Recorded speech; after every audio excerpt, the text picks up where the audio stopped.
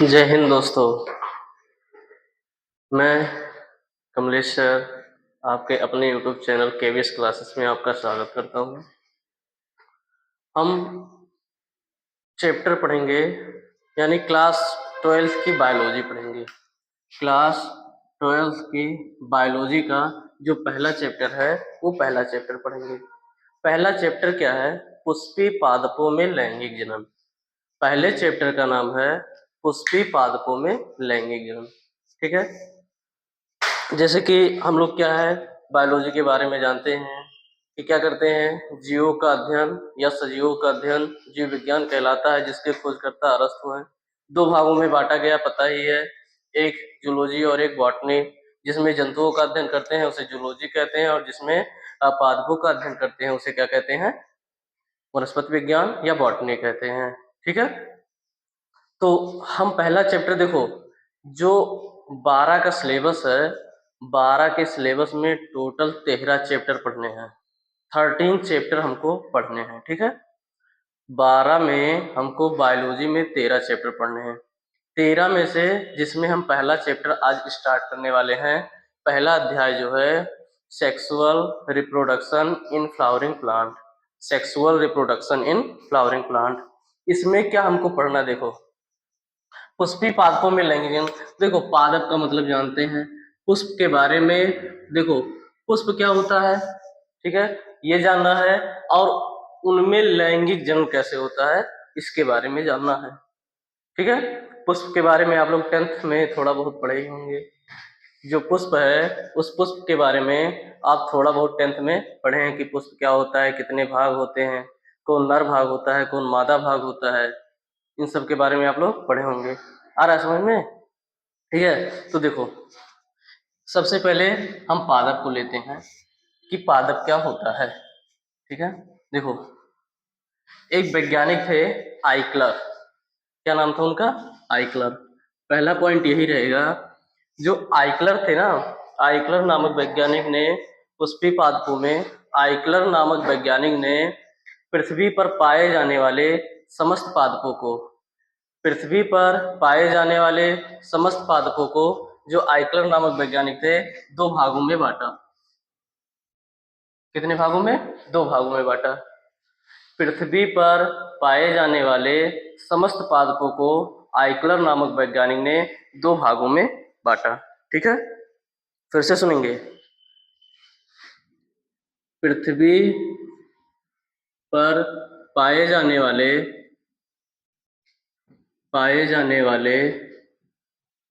समस्त पादपों को, समस्त पादपों को आइक्लर आइक्लर नामक वैज्ञानिक ने, आइक्लर नामक वैज्ञानिक ने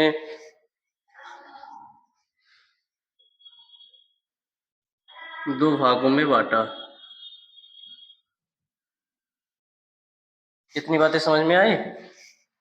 पृथ्वी पर पाए जाने वाले समस्त पादपों को आइक्लर नामक वैज्ञानिक ने दो भागों में बांटा। ठीक है, पहला क्या था? पादप। पादप में पहला क्या है? पादप में पहला क्या है? ठीक है, एक है क्रिप्टोगैमस और दूसरा है फिनेरोगैमस। पहला है क्रिप्टोगैमस और दूसरा है फिनेरोगैमस।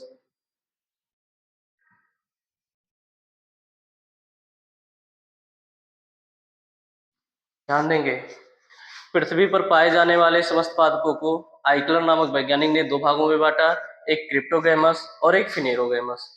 क्रिप्टोगैमस क्या होता है? जिसमें बीज नहीं पाए जाते हैं। ऐसे पादप जिसमें बीज नहीं पाए जाते हैं, ऐसे पादप जिसमें बीज नहीं पाए जाते हैं, उसे हम लोग कहते हैं क्रिप्टोगैमस। ऐसे पादप जिसमें बीज नहीं पाए जाते हैं उसे हम लोग कहते हैं क्रिप्टोगैमस। और ऐसे पादप जिसमें बीज उपस्थित होता है, जिसमें बीज उपस्थित होता है, उसे हम लोग कहते हैं फिनेरोगैमस। दोनों डेफिनेशन ध्यान से फिर से सुनेंगे। एक बार पुनः बता रहे हैं, पृथ्वी पर पाए जाने वाले समस्त पादपों को आइकलर नामक वैज्ञानिक ने दो भागों में बांटा। पृथ्वी पर पाए जाने वाले समस्त पादपों को आइकलर नामक वैज्ञानिक ने दो भागों में बांटा। एक का नाम है फिनेरोगैमस, एक का नाम है फिनेरोगैमस, एक का नाम है क्रिप्टोगैमस। क्रिप्टोगैमस क्या होता है?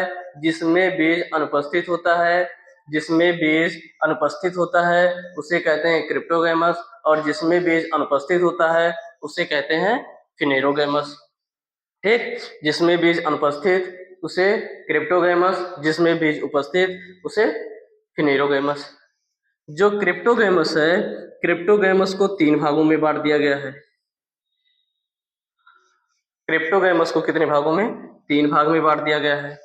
जो क्रिप्टोगैमस है उस क्रिप्टोगैमस को तीन भागों में बांट दिया गया है। थाइलोफाइटा, थैलोफाइटा, ब्रायोफाइटा, ब्रायोफाइटा और टेरिडोफाइटा। समझ में आ रहा लाला? थैलोफाइटा, ब्रायोफाइटा और टेरिडोफाइटा। और जो फिनेरोगैमस है, फिनेरोगैमस को दो भागों में बांट दिया गया है। फिनेरोगैमस को कितने? दो भागों में, एक जिम्नोस्पर्म और एक एंजियोस्पर्म। जिम्नोस्पर्म और एंजियोस्पर्म।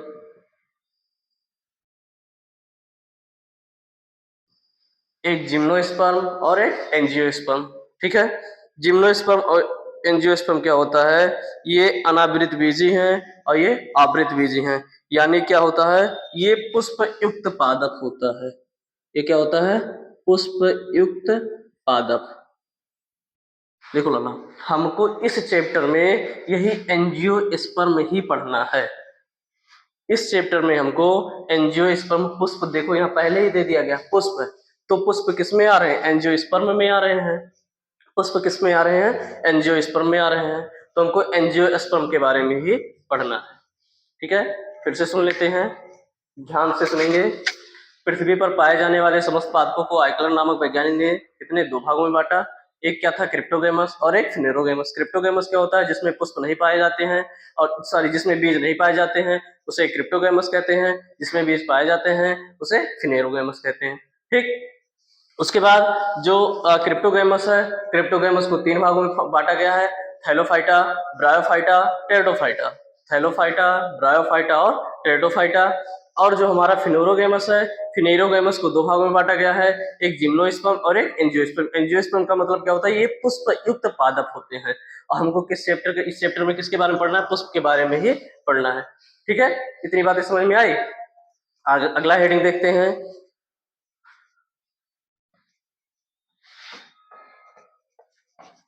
ध्यान से पूरा लेक्चर आप सुनेंगे, एकदम समझ में आएगा, दो राय नहीं है उसमें, आपको एकदम पक्का समझ में आएगा। ठीक है,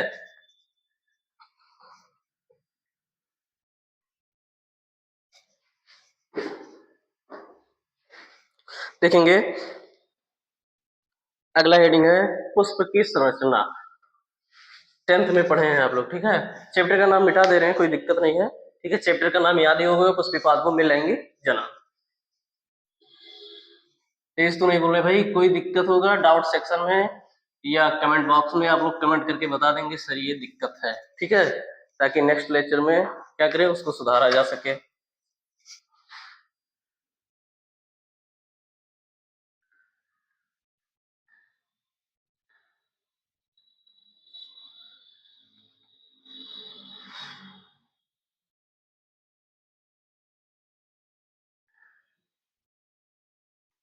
स्ट्रक्चर ऑफ फ्लावर। जो चीज नहीं समझ में आएगा वो आप तुरंत बताएंगे। ठीक है, स्ट्रक्चर ऑफ फ्लावर समझ में आ रहा है लाला? ठीक है, देखो structure of flower, structure of flower में क्या करेंगे? पुष्प क्या होता है? एक रूपांतरित प्रारूप है। पुष्प जो होता है एक रूपांतरित प्रारूप, जैसे कोई पादप होता है। ठीक है, पादप होता है कोई, इस पादप में डायरेक्ट फूल थोड़ी लगते हैं, पहले कली लगती है। ठीक है, वह कली बदलती है किसमें? फूल में। तो कह सकते हैं पहला पॉइंट, पहला पॉइंट कह सकते हैं क्या? पुष्प, पुष्प एक रूपांतरित प्रारूप है। पुष्प एक रूपांतरित प्रारूप है। ठीक है लाला, पुष्प एक रूपांतरित प्रारूप है। ठीक, अच्छा हम जानते हैं पुष्प एक रूपांतरित क्या है, प्रवाह प्रारूप है। ठीक है, देखो पुष्प का अध्ययन क्या कहलाता है, दूसरा पॉइंट, पुष्प का अध्ययन या पुष्पों का अध्ययन, पुष्पों का अध्ययन क्या कहलाता है, एंथ्रोलॉजी, एंथ्रोलॉजी कहलाता है। लाला आप लोगों को अगर नोट्स चाहिए तो बता दीजिएगा, ठीक है, क्योंकि पॉइंट अभी छोटा छोटा तो हम लिख के बता रहे हैं, लेकिन जब पॉइंट लंबा लंबा रहेगा तो लिखना आसान होगा। केवल आपको समझाएंगे, नोट्स चाहिएगा बताइएगा। देखो पुष्प का एक रूपांतरित प्रारूप है, पुष्प एक रूपांतरित प्रवाह प्रारूप है। पुष्पों का अध्ययन एंथ्रोलॉजी कहलाता है। पुष्पों का अध्ययन क्या कहलाता है, एंथ्रोलॉजी कहलाता है। ठीक है लाला, केवल हम पुष्प के बारे में पढ़ रहे हैं। अभी पुष्प एक रूपांतरित प्रारूप है, पुष्प एक रूपांतरित प्रारूप है। अगला पॉइंट, पुष्पों का अध्ययन एंथ्रोलॉजी कहलाता है। पुष्पों का अध्ययन एंथ्रोलॉजी कहलाता है। ठीक है, फिर नेक्स्ट पॉइंट जो होगा, पुष्पों की खेती, पुष्पों की खेती, पुष्पों की खेती क्या कहलाती है, फ्लोरिकल्चर, फ्लोरिकल्चर कहलाता है। पुष्पों की खेती फ्लोरिकल्चर कहलाती है। ठीक है, कोई दिक्कत है लाला, पुष्पों की खेती क्या कहलाती है, फ्लोरिकल्चर कहलाती है। इतनी बातें समझ में आया। ठीक है, तीन पॉइंट पढ़े हैं। पुष्प एक रूपांतरित प्रारूप है, पुष्प एक रूपांतरित प्रारूप है। दूसरा पॉइंट जो है, पुष्पों का अध्ययन एंथ्रोलॉजी कहलाता है, पुष्पों का अध्ययन एंथ्रोलॉजी कहलाता है। तीसरा, पुष्पों की खेती क्या कहलाती है, पुष्पों की खेती फ्लोरिकल्चर कहलाती है। ठीक है, बाकी अब हम थोड़ा सा मूल तंत्र प्रारूप तंत्र पढ़ लेंगे इसमें, उसके बाद स्ट्रक्चर ऑफ फ्लावर, पुष्प की संरचना के बारे में पढ़ेंगे। देखो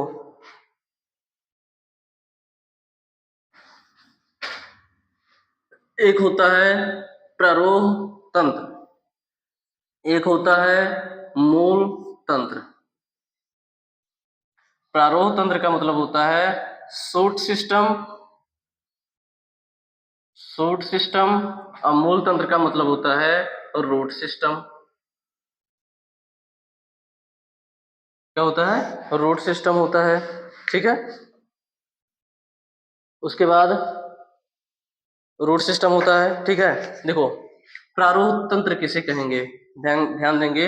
एक पादप बना दिए,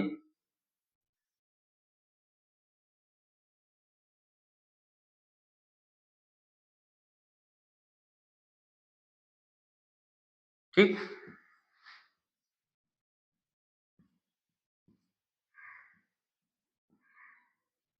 ध्यान से देखेंगे तो लेक्चर एकदम समझ में आएगा। बहुत ही आसान है ये पहला चैप्टर। ठीक है, पेड़ बन गया ना, बड़ा अच्छा बना है।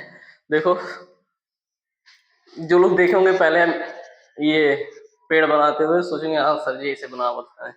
देखो प्रारूप तंत्र किसे कहेंगे, पादप का वह भाग, ध्यान देंगे, पादप का वह भाग जो भूमि के ऊपर पाया जाता है, पादप का, पादप का वह भाग जो भूमि के ऊपर पाया जाता है। फिर से सुनेंगे, पादप का वह भाग जो भूमि के ऊपर पाया जाता है उसे कहते हैं शूट सिस्टम, प्रारूप तंत्र कहते हैं। ठीक है, फिर से सुनेंगे, पादप का वह भाग, पादप का वह भाग जो कहा जमीनिया के ऊपरा पाया जाता है, जमीनिया के ऊपरा पाया जाता है उसे कहते हैं क्या, शूट सिस्टम। और पादप का वह भाग जो भूमि के नीचे पाया जाता है, पादप का वह भाग जो भूमि के नीचे पाया जाता है उसे कहते हैं मूल तंत्र।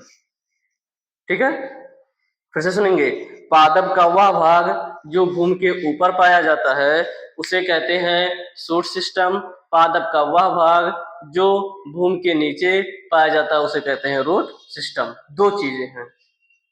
अभी तक हम लोग पढ़ चुके हैं, आइकलर नामक वैज्ञानिक ने पृथ्वी पर पाए जाने वाले समस्त पादपों को दो भागों में बांटा, क्रिप्टोगैमस, फिनेरोगैमस। ठीक, फिर क्रिप्टोगैमस को तीन भागों में बांटा गया, थैलोफाइटा, ब्रायोफाइटा, टेरिडोफाइटा। और जो फिनेरोगैमस था उसको दो भागों में, जिम्नोस्पर्म और एंजियोस्पर्म। ठीक, उसके बाद हम पढ़े हैं पुष्प की संरचना। पुष्प की संरचना में हम पढ़ रहे हैं जो पुष्प है एक प्रारोह तंत्र है। पुष्प जो है वो एक प्रारोह तंत्र है। पुष्पों की खेती फ्लोरिकल्चर, पुष्पों का अध्ययन एंथ्रोलॉजी कहलाता है। उसके बाद हम दो चीजें पढ़े हैं, root system, shoot system, shoot system, root system, यानी प्रारोह तंत्र और मूल तंत्र। मूल तंत्र क्या होता है, नहीं पहले सुनेंगे। प्रारोह तंत्र क्या होता है? प्रारोह तंत्र क्या होता है? पादप का वह भाग जो भूमि के ऊपर पाया जाता है, पादप का वह भाग, साथ में रिवीजन करते चलेंगे। पादप का वह भाग जो भूमि के ऊपर पाया जाता है उसे प्रारोह तंत्र कहते हैं, और पादप का वह भाग जो भूमि के नीचे पाया जाता है उसे मूल तंत्र कहते हैं। ठीक है, इतना ही चीज पढ़े हैं हम लोग। अब आगे स्ट्रक्चर ऑफ फ्लावर, पुष्प की संरचना के बारे में पढ़ते हैं।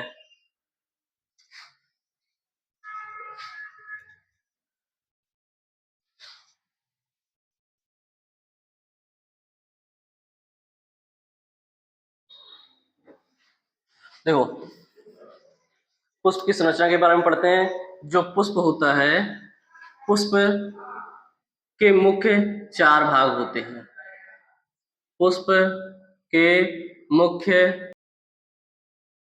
भाग होते हैं।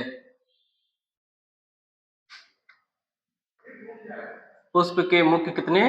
चार भाग होते हैं। पहला दलपुंज, नहीं पहला लिखेंगे बाह्य दलपुंज, बाह्य दलपुंज। दूसरा लिखेंगे दलपुंज। तीसरा लिखेंगे पुमंग। और चौथा क्या है? जायांग। जायांग। पुष्प के मुख्य चार भाग होते हैं। पुष्प के मुख्य चार भाग होते हैं। बाह्य दलपुंज, दलपुंज, पुमंग, जायांग। बाह्य दलपुंज, दलपुंज, पुमंग, जायांग। चलो साथ में बोलो एक बार। बाह्य दलपुंज, बाह्य दलपुंज, दलपुंज, पुमंग, जायांग। आ रहा है समझ में? ठीक है। अच्छा, ऑब्जेक्टिव में क्वेश्चन पूछ सकता है कि पुष्प का जो नर भाग होता है, ऑब्जेक्टिव में क्वेश्चन पूछता है या पूछ सकता है कि पुष्प का जो नर भाग है वह कौन सा है। पुष्प का जो नर भाग है वह कौन सा है? तो देखो, पा से होता है पुरुष और पा से ही होता है पुमंग। पा से होता है पुरुष और पा से होता है पुमंग, यानी पुष्प का नर भाग पुमंग होता है। याद करने के लिए है, पा से पुरुष, पा से पुमंग। पुष्प का जो नर भाग है वो क्या है? पुमंग है। पुष्प का नर भाग क्या है? पुमंग है। ठीक है, पुष्प का नर भाग क्या है? पुमंग है। इतनी बातें समझ में आई? हेलो, हाँ भैया, पढ़ाओ उधर। हाँ हाँ हाँ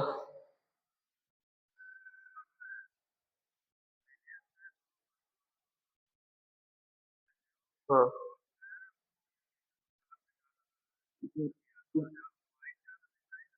अच्छा अच्छा, पीछे बैकग्राउंड व्हाइट कह दियो ना। बैकग्राउंड पीछे का है, सफेद कह दियो। हम्म, ठीक ठीक। ठीक है भैया। ठीक ठीक, हम लगा ही थे आपके लगा। हाँ हाँ। ठीक ठीक ठीक।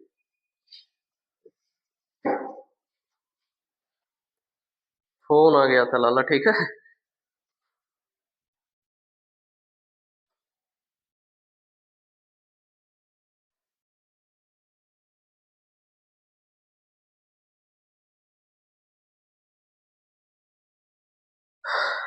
ठीक है, तो इतनी बातें समझ में आई ला ना। पुष्प का नरभाग कौन सा होगा? पुमंग। पुष्प का नरभाग कौन सा? पुमंग। मादा भाग कौन सा होगा? जायांग होगा। कोई दिक्कत? क्या भाग? 4 भाग। पुष्प के मुख्य कितने भाग? 4 भाग। बाह्य दलपुंज, दलपुंज, पुमंग और जायांग। अब देखेंगे जो पुमंग और जायांग है, जो पुमंग और जायांग है, इसके भी 3-3 भाग पाए जाते हैं। पुमंग और जायांग के भी 3-3 भाग पाए जाते हैं। क्या? तंतु या उतंतु। तंतु या उतंतु, परागकोश और परागकण। परागकोश और पराग, अभी सबका डिफिनेशन बता रहे हैं लाला, ठीक है। उन तंतु या पुतंतु, परागकोश या परागकण, ये किसके भाग हैं? पुमंग के हैं। जायांग के भी 3 भाग पाए जाते हैं। जो पढ़े होंगे, मेरा लेक्चर पहले से पुष्प पर है, ठीक है, जो पढ़े होंगे उनको समझ में आ रहा होगा, और जो नहीं पढ़े हैं आई होप उनको भी समझ में आ ही रहा होगा। जायांग, जायांग के भी 3 भाग होते हैं। अंडाशय, अंडाशय, वर्तिका और वर्तिकाग्र। अंडाशय, वर्तिका और वर्तिकाग्र। कितनी बातें समझ में आई? पुष्प के मुख्य 4 भाग, बाह्य दलपुंज, दलपुंज, पुमंग, जायांग। जो पुष्प का नर भाग होता है वो पुमंग होता है, जो मादा भाग होती है वो जायांग होती है। पुमंग को भी 3 भागों में बांटा गया है और जायांग को भी 3 भागों में बांटा गया है। जो पुमंग के 3 भाग हैं वो क्या है? पुमंग के जो 3 भाग हैं वो क्या है? पुतंतु, परागकोश, परागकण। और जो जायांग है, जायांग के भी कितने भाग हैं? 3 भाग। अंडाशय, वर्तिका, वर्तिकाग्र। इसके अलावा हमको इसके बाद इसमें क्या पढ़ना रहेगा? पुष्पासन पढ़ना है, पुष्पासन पढ़ना है और पुष्प वृंत। पुष्पासन पढ़ना है और क्या पढ़ना है? पुष्प वृंत पढ़ना है। ठीक है, इतने एक एक करके अब हम लोग समझेंगे। थोड़ा सा स्ट्रक्चर बहुत बढ़िया हम बनाते हैं, ठीक है, ऐसा नहीं है जी बहुत बढ़िया नहीं बनाते हैं, या हम लोग बना लेते हैं थोड़ा बहुत।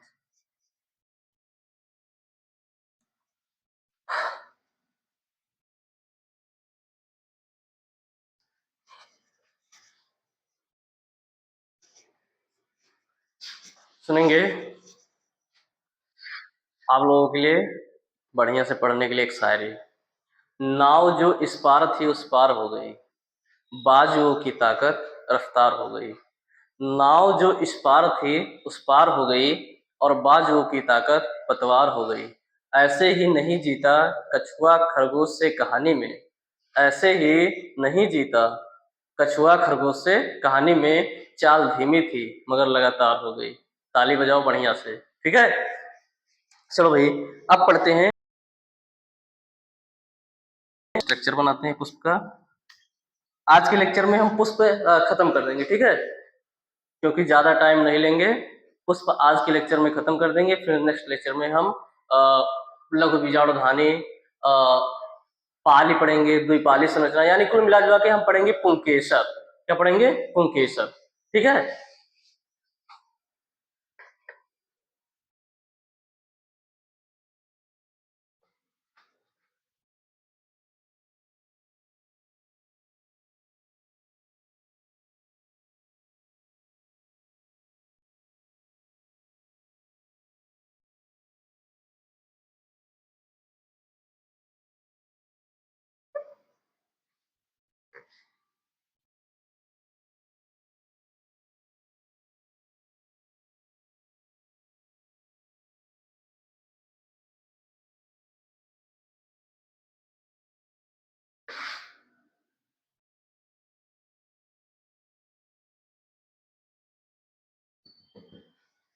देखो लाला, अब एक एक करके पढ़ेंगे।